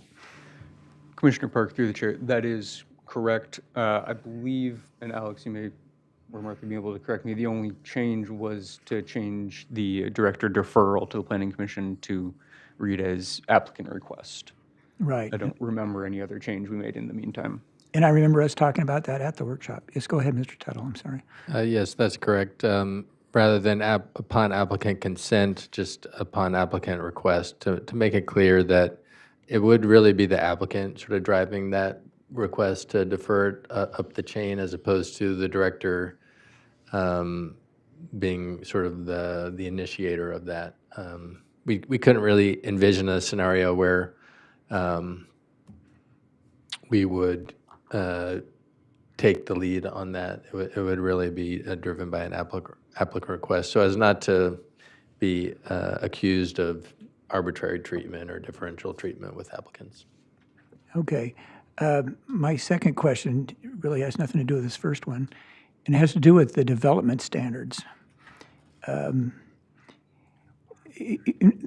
that the development standards in C2 zones, things like that. Those would be height, the setbacks, that's what I'm referring to. You know, my attitude about that today is different than it would have been, say, 5 years ago, because 5 years ago or some time in the past, I would have thought, well, our development standards are the last word on what a building's going to look like, okay? Now they're the first word, it seems to me, because we have state bonus density law, and every project that comes in front of us, it seems to, gets a modification or a waiver with regard to height and all sorts of other things. So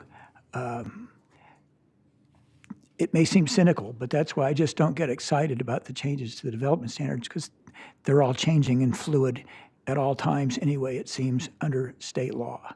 And I'm wondering, are you in general agreement with that statement, or am I missing something? Now, I do know that most of those state laws, the involvement, come about because there's the inclusion of affordable housing. But almost every project that comes in front of us has some sort of inclusion of affordable housing. And when we have a legislative action that removes an inclusionary requirement, then it seems remarkable when it was actually what everything was done years ago. Commissioner Park, through the chair, I think you're correct in your perspective with regard to the development standards.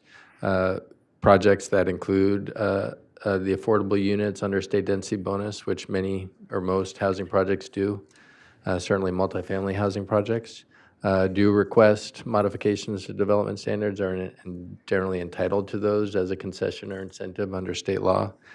And so one might ask the question, well, why bother changing the code if a project can just request modifications anyways?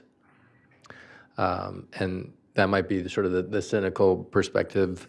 I think we're attempting to be more proactive by updating the code to essentially set the table in a manner that we think is appropriate and reasonable for development to achieve the densities that they're zoned to construct. And part of the directive of the state is to remove governmental barriers. So updating our code to remove some of those barriers to achieving these densities, and not requiring someone to kind of go through the motions of having to request an incentive or concession or waiver of a standard. So that's the general reason and impetus behind these changes, is to just kind of set the table the way we want it to be set. Well, I think it's realistic to identify standards that show what actually happens with most developments. I think that's good for the public to have a clear idea, and I think by making these changes, you're giving a more clear guidance for what people can expect. But that's not a question, so I'll shut up. Thank you. Mr. Reed? I only have two more. Okay. Wow. First one, wow. Oh, okay. First one, I actually asked at the last meeting. Okay, let's go to page 363 of attachment C1. We're talking about utility scale photovoltaic facilities, applicability, section 3559020. It formally said the regulations contained in this chapter shall apply to utility scale solar voltaic facilities used for electrical power generation located in the Cuyama Valley region. The new copy lines out located in the Cuyama Valley region, making it applicable to the entire county. How was that decided? Is that in anticipation of the proposed PEIR for voltaic, or did the Board of Supervisors decide that, or did some staff person decide that?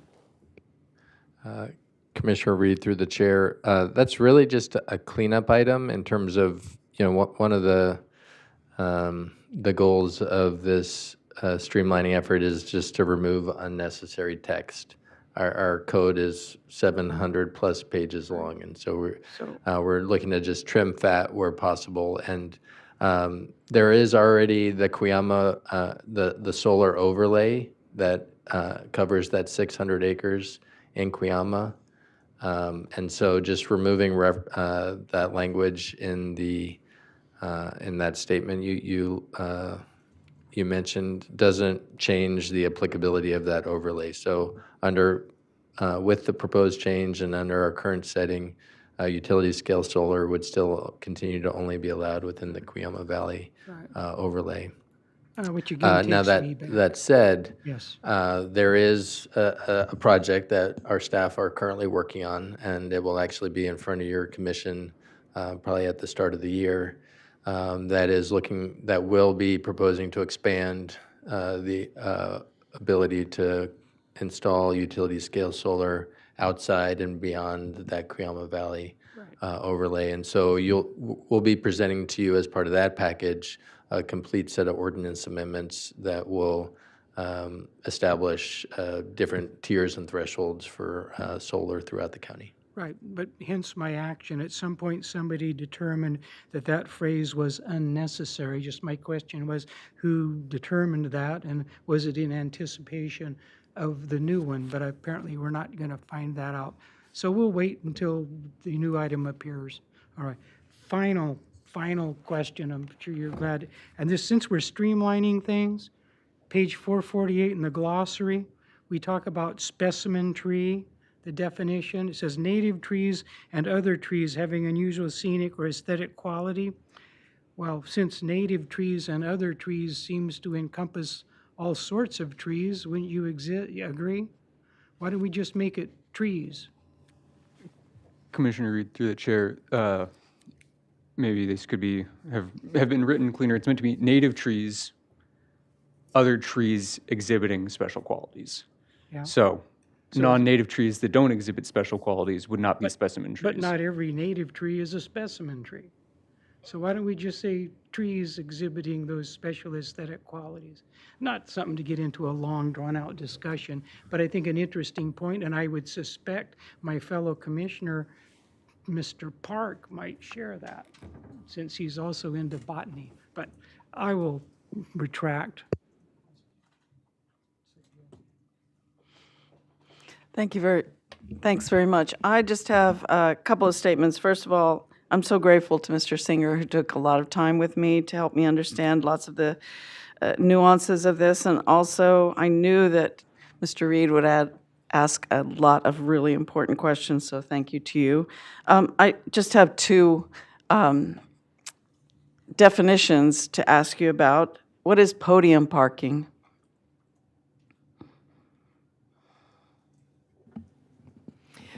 Podium parking is where you have a level of parking underneath the residential development above. Okay, that's what it kind of looked like, but just wanted to make sure. And also, what's the definition of an institutional building? Chair Ford, do you mean for like the PI zone? Yes. As opposed to an educational or governmental or... I think we have a couple different definitions of institutional, though for the PI zone, that zone kind of, it lists what is allowed in that. So I don't know if we break out the uses allowed in it specifically as these are the educational uses, these are the institutional uses. I could look up, I know for the sake of signs, when we took that ordinance amendment earlier in the year, we had institutional signs and that listed some types of institutions, which were hospital, church, Oh, okay. education facilities count as those, but I'm not sure if those are more well-defined somewhere else in the code. No problem. Thank you.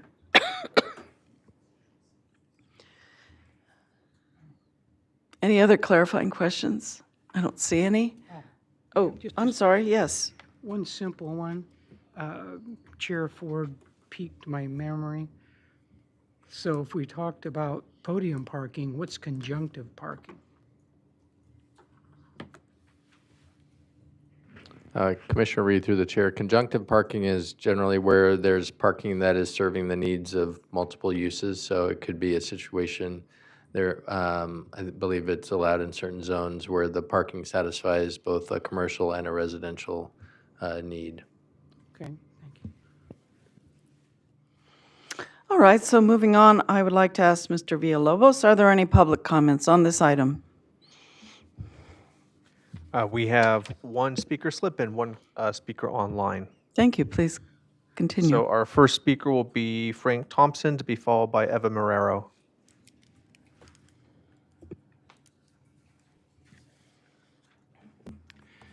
Hello, Commissioners. Nice to be here. Been in this room many times over the years. Hate to think I'm so doggone old, but anyways, I do want to tell you that I have worked on, if you don't know me, mostly affordable housing projects through 45 years in Santa Barbara County and Southern California. Processed about 175 affordable projects, of which 6 of those were affordable projects in commercial zones in the county. So thinking back on each one of them as you go through the questions and so forth, it's a reminder of how tough it used to be and how much better it's going to be with new, clear standards. I want to follow up, or I came down here to talk about really the same thing that Commissioner Park raised, and that is what is really happening here today is that you're determining the conditions for like a density base zoning project before any incentives would be asked for or applied. And so that'll apply for projects that are market rate and don't do any affordable except maybe what is required for inclusionary. And it'll also apply after the county has met it's RENA goals. So up until the time and when you haven't met your RENA goals, then applicants can come in and ask for certain incentives under state law. But once you meet those RENA goals, then we'll revert to this base code. So it is valid, it is important to update it, and I'm glad you're doing that. Some of the other things, though, that I think that you've noted that don't apply to RENA, that is, density bonus applies for affordable housing whether you met your RENA goals or not. And density bonus has been modified almost every year for the last 7 years. It's hard to keep up. But at this point, for projects that are 100% affordable, which is the kind that I always work on, we can ask for a density bonus of 80% above this base density, and more if you want to. And also, if you have a project that is 100% affordable, you'll have 5 concessions. So there could still be substantial variation from this base density under the current state laws. And then some of the other things, for any of those special state laws that have been probably at least 100 of them adopted, I mean really 100 of them adopted, where you haven't met your RENA goals, there really are pretty extraordinary deviations from the zoning that could be approved, mostly in the way of density, height, lot coverage, open space. Virtually every one of these standards that you talked about today could be modified and probably will be modified for a couple of reasons. When we get into 30 units per acre, and you had an example of how the common open space is defined to be more restrictive, remember that slide, the result of that will be to drive the developers to go taller and taller. I mean, Please finish your point. okay, Time is up. so here's what I want to tell you. I'll be back here for sure to process more projects in the commercial zones, especially mixed use. These standards, although comprehensive, are really only advisory. I don't want you to be offended by that or the staff to be offended by that. What we will follow will be the objective standards, which you previously adopted a year ago. And those are like performance zoning versus this type of categorical zoning. Thank you. Thank you. Ask him a question. Yes, Mr. Reed. Can I ask, I'd like to ask you a question. Thanks. Among the properties you've developed, do you have much experience with the commercial on the bottom and the residential above it? Those Yeah. sort of things? Yeah, it doesn't work very well. Okay. It's hard to finance. Well, if you really want to do that, you'll probably adopt an airspace condominium scheme because we don't at this time have low-cost lenders that are willing to finance mixed-use projects. So what you have to do is separate the uses. So I had a property in Mission Hills you might be familiar with that we're working on. We moved the ground floor commercial into its own building and we put the residential next to it. That was so much easier than trying to put them together. Thank you. Pleasure. Our next speaker, Ms. Marrero.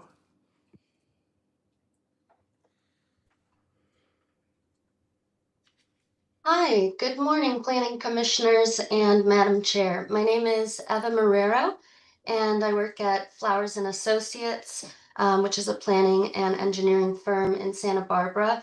I know most of you through the county and previous work in long-range planning.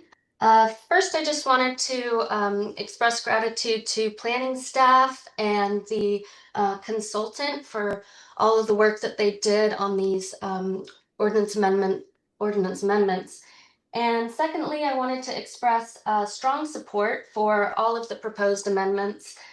In particular, I think that limitations to the appeals process and the reductions in redundancies in the code and encouraging more director discretion in cases of non-controversial projects will be extremely helpful tools for applicants and can help have the county see more useful, beneficial projects come through. So just wanted to express my strong support. Thank you. And thank you. And we have no additional requests to speak. Thank you very much. So at this time, I'd like to call for any deliberation from my colleagues.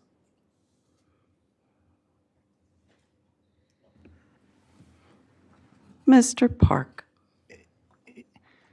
Just a couple of things. One pitch we haven't heard for this about the getting rid of redundancy in the code is one that I want to make. I've worked with staff on various ordinances involving drafting, and it always seems easier to me than it really is. And here's one reason why. When staff gives you a package with a new ordinance or a major amendment to existing ordinances, they have to go through and cross-check all the references everywhere else through the Land Use Development Code. I think it's the worst job that you do. I can't imagine anything that would be more tedious and awful to have to do. And I can say, oh, I could redraft this in an hour. And yeah, I can, some part, but it's all that cross-checking. And when you have to cross-check a bunch of code sections that don't belong there anymore and are redundant, it makes the drafting process that we don't see here at the Planning Commission much more tedious, arduous, and time-consuming. So it isn't sexy to talk about going through and getting rid of redundancy, but it's really useful. Okay. And then I was just trying to count on my fingers, and I was running out of fingers, of all the things that changed the development standards. I was thinking SB 35, Builder's Remedy, 2097 on and how close you are to transportation corridors. It just goes on and on and on. And that's just part of the game today, but this is an improvement. So I support it. Thank you. And Mr. Reed, please. First, I'd like to say I really appreciate kind of to bridge off Commissioner Park's comments. I know what the tedium is like going through all of this. I couldn't imagine what it's like creating this. So appreciate that. Appreciate the presentation of today, which was far clearer and I think made reviewing this far simpler. I do have a question, though.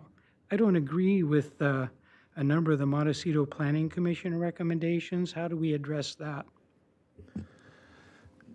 Commissioner Reed, through the chair, I'm glad you asked because I think it's worth sort of spending a little time emphasizing kind of what your options are with that. So the Montecito Planning Commission, their role is twofold. For, as you're aware, or probably aware, there is the Montecito Land Use Development Code, which is specific to the Montecito Community Plan. Any amendments to that code, the Montecito Planning Commission makes a recommendation straight to the Board of Supervisors. So those 4 changes we had up on the screen in the presentation with their recommendations, those will go straight to the board for the MLUDC, the Montecito Development Code. Now, this is where it gets a little complicated and creates a potential for multiple directions headed to the board, which is that in the coastal zone, which covers all of the coastal zone inclusive of Montecito, the Montecito Planning Commission makes a recommendation to your commission, who then makes a recommendation to the Board of Supervisors. So you have sort of 2 options. With regard to the coastal zone, you can consider the commission, Montecito Commission's recommendations and either carry them forward with your recommendation to the board, or you can choose to ignore them in your recommendation to the board, or you modify them in some further manner. What that could result in, and this has happened before, is the coastal zone saying one thing and the Montecito Land Use Development Code saying another thing as it's being presented to the board. This does happen from time to time. It happened with our last package last year on the lighting and signs, where the commission had recommendations. I believe your commission chose to accept some of them and reject others. Those were then forwarded to the Board of Supervisors with a recommendation from staff that they try to reconcile and align the inconsistencies and conflicts as best as they could, which which they ultimately did with their final action. So really, it's a long way of saying you have discretion as to whether to accept or reject or ignore their recommendations, and staff will forward your decision up to the board and sort of make it clear what the board's options are. And we can accept their recommendations either whole or in part? Correct. Okay, I could live with the last three. The one I really don't like is the requirement, elimination of the exemption from design review for structures less than 500 square feet. Now, maybe that makes sense in the manicured estate land of Montecito, but in the agricultural areas of the 4th District, that's a problem. I don't like it, and I won't agree with that one. Commissioner Reed, through the chair, perhaps it's worth clarifying. So right now, there are certain areas of the county where pretty much everything is subject to design review. That includes Montecito, Mission Canyon, Summerland, Toro Canyon. There are other communities within the county where only some things are subject to design review. And that includes Eastern Gleta Valley, Orchid, and other areas of North County, San Ynez Valley. So what I would say is currently in the North County, a detached accessory structure less than 500 square feet would likely only be subject to design review in limited situations, like if it was a hillside ridgeline requirement or something like that. But this would really have more meaning in places like Mission Canyon and Summerland and Montecito, where that type of structure currently is subject to design review and would not be with this exemption.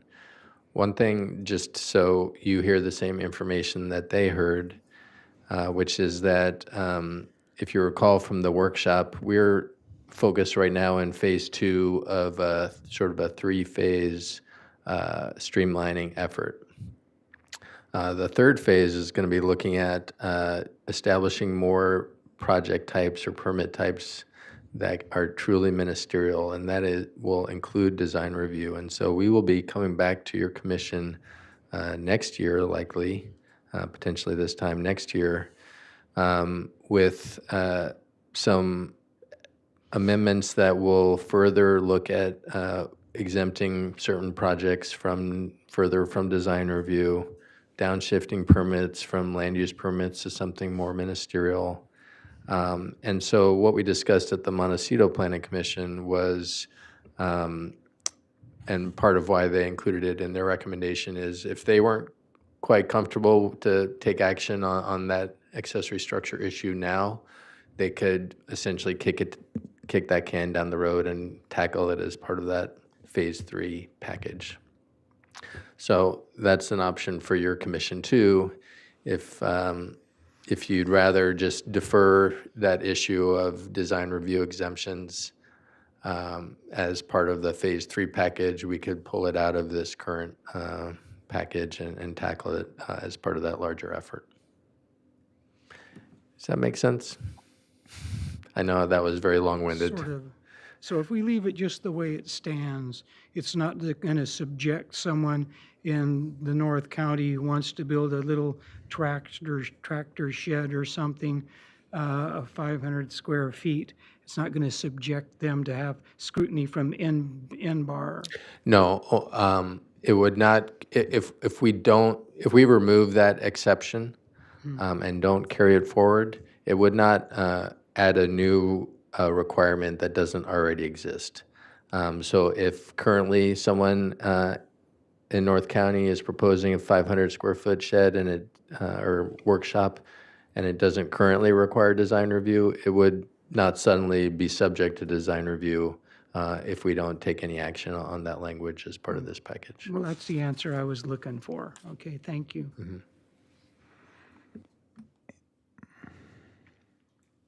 Mr. Park? I don't mean to sound cranky, but I just am. I've put a lot of what I would call big picture thought into reviewing this at the workshop, I mean, this overall package, reviewing it for the workshop and for today. And I think it has some big picture things that are very meaningful for the county.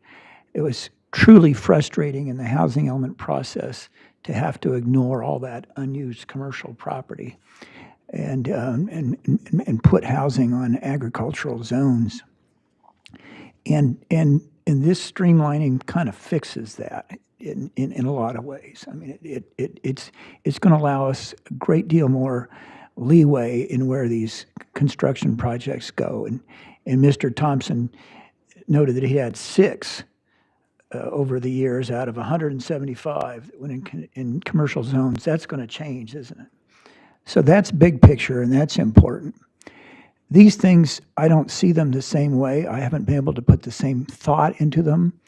And I'm totally willing to make the motion for approval of what's before us today, but I will not include those recommendations. I do not want to argue about whether dog houses and chicken coops need to be exempted from design review.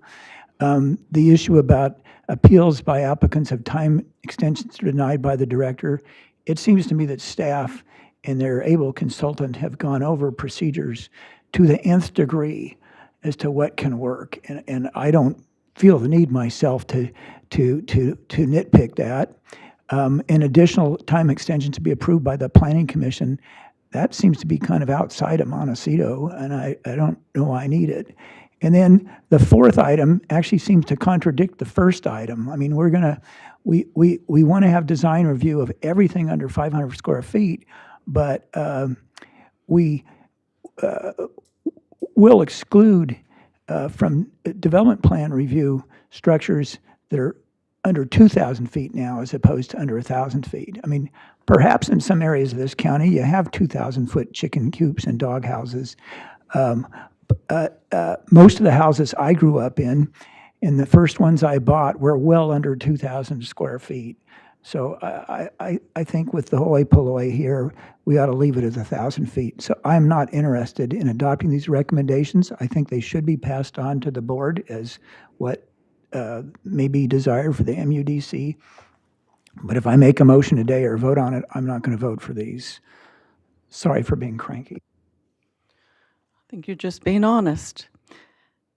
Mr. Martinez, do you have any thoughts you'd like to share? I would just agree with Commissioner Park's comments right there. Agree. I'm sorry, agree. Oh, thank you. I thought you said disagree also. Mr. Cooney, any thoughts, further thoughts? No, I think there's more work to be done in this kitchen, and we are doing it. We have excellent staff working on this, and as far as I heard, they were willing to push this forward or not. That is the very first of those 4 items. And I'd like to see that happen, take that out. I think it's introducing unnecessary controversy. But the rest of the provisions should be recognized as thoughtful work by the Montecito Commission. Thanks.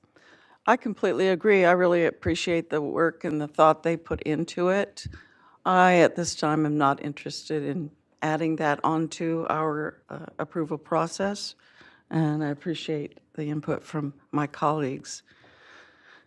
I see no other further comments are requested, so I'd like to call for a motion to approve, which includes the suggested amendments and the resolution.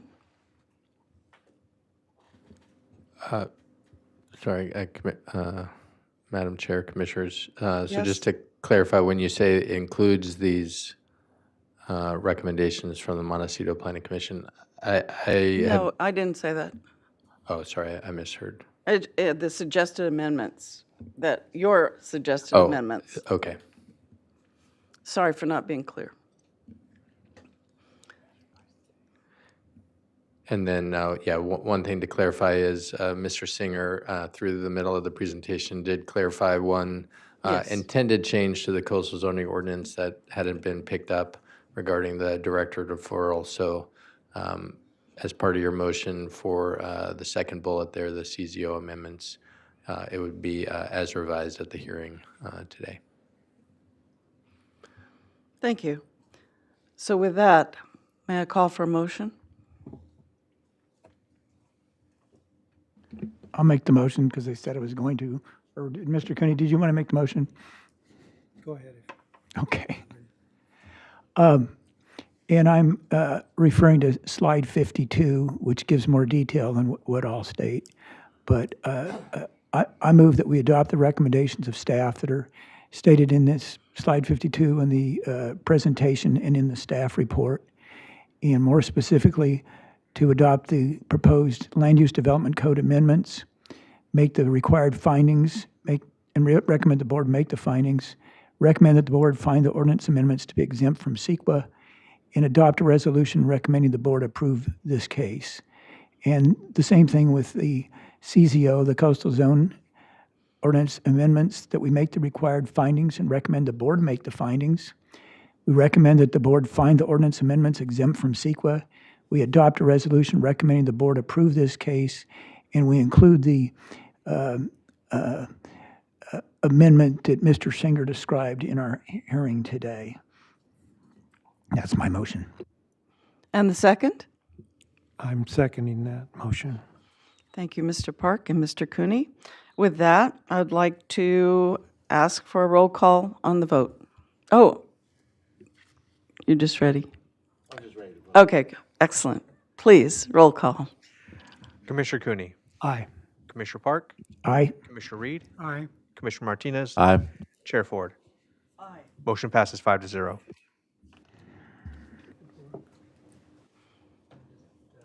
Thank you very much, Thank staff. you. It was an excellent presentation and greatly reflected our thoughts. There are no further items on today's agenda, and so with that, this meeting is concluded, and we will re-adjourn in Santa Barbara at 9 a.m. next week on November 5th. Thank you all, and if you celebrate, happy Halloween.